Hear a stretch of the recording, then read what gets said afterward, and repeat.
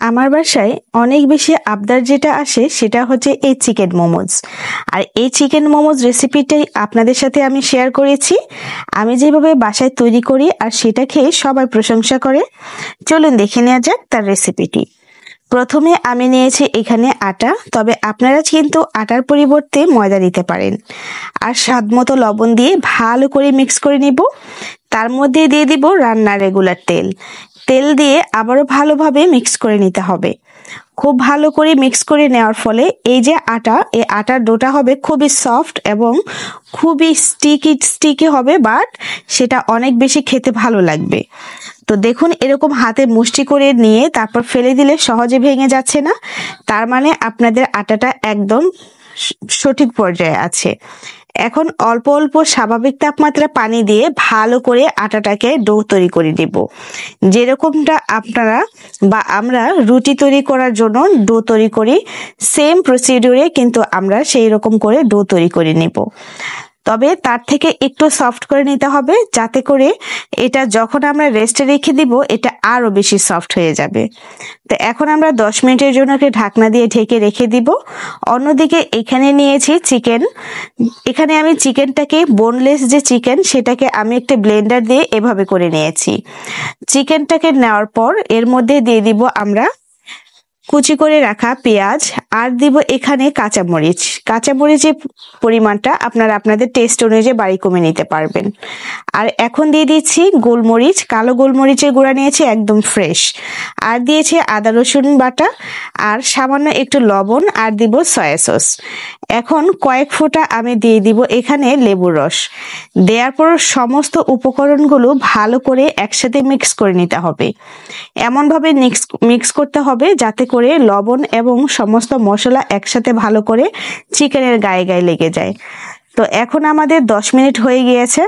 এই 10 মিনিটে কিন্তু এই যে আটা ডোটা অনেক বেশি সফট হয়ে গিয়েছে, আর এর কারণে কিন্তু মোমোগুলো খেতে অনেক বেশি মজা লাগে। তবে আমি আপনাদেরকে এখানে মজা অর্থে বুঝিয়েছি সুস্বাদুর কথা।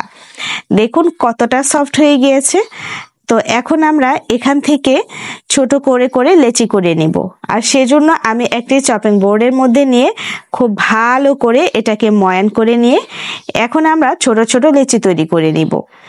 এরকম করে তৈরি করে নিলে আমরা সমস্ত বা সবগুলো মোমোজ একই শেপে তৈরি করে নিতে পারবো, বা একই রকমের ডোটা এক পরিমাণে থাকবে, অন্যথায় ছোট বড় হয়ে যাবে মোমোজ। এখন আপনাদের পছন্দ মতো যে কোনো শেপে তৈরি করে নিতে পারেন, তবে আমি যেভাবে তৈরি করছি আপনাদের সাথে আমি সেই রেসিপিটি বা সেরকম করে শেয়ার করছি।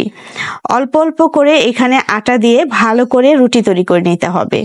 চাইলে কিন্তু আপনারা একটি বড় রুটি তৈরি করে ছোট ছোট করে তারপর একটি ডাইস দিয়ে ছোট ছোট করে কেটে নিয়ে করতে পারেন। আর এভাবে করলে আপনাদের এই আটাটা বারবার ময়ান করতে হবে না এবং অপচয় হবে না।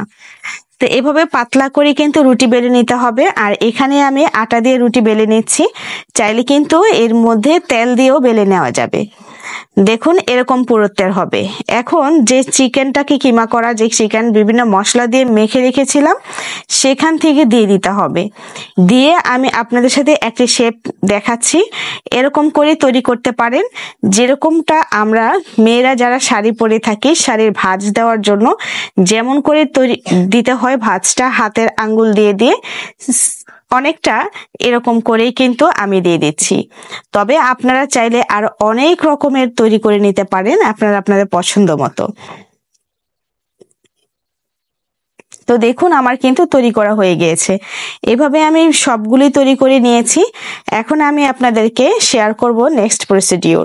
সেটার জন্য আমি আপনাদের সাথে দেখাচ্ছি, এটা হচ্ছে একটা স্টিমার। আর এই স্টিমারটা মোটামুটি অনেকের বাসায় আছে। সেটা হচ্ছে এটা আমরা যে রাইস কুকারটা আছে সেই রাইস কুকারের একটি ছাঁকনির মতো ওইটা নিয়ে নিতে পারেন আপনারা। হ্যাঁ, আর হচ্ছে এরকম করে একটি পানির মধ্যে স্ট্রেনার বসিয়ে তার উপরে ভাপ দিয়ে নিতে হবে। এই কাজটা আপনারা যে কোনো ভাবে করে নিতে পারেন, ভাপিয়ে নিতে পারেন, অথবা একটি হাঁড়ির মধ্যে কাপড় দিয়েও কিন্তু এভাবে ভাপিয়ে নিতে পারেন। তো দেখুন স্টিম করা হয়ে গিয়েছে আমার সেই মোমোসগুলো। এখন আপনাদের সাথে যে রেসিপিটা শেয়ার করছি এটা খুব মনোযোগ দিয়ে দেখবেন, এতে করে এই সসটা খেতে দেখুন। এখন আমরা কিন্তু প্রথমে দিয়েছি রান্নার রেগুলার তেল, তার মধ্যে দিয়েছি এখানে রসুন কুচি, সয়া সস আর হচ্ছে টমেটো সস। এখন এই সমস্ত উপকরণগুলো একটু ভালো করে মিক্স করে নিলেই হয়ে যাবে। কয়েকটা বলক আসলে কিন্তু নামিয়ে নেওয়া যাবে। আর এই সসটা দিয়ে যদি আপনারা এই মোমোসটা খান, খেতে এত বেশি টেস্টি হবে, আমি আপনাদের গ্যারান্টি দিয়ে বলছি, আপনার বাসায় অফকোর্স ট্রাই করবেন। ভালো থাকবেন সবাই, আল্লাহ হাফিজ।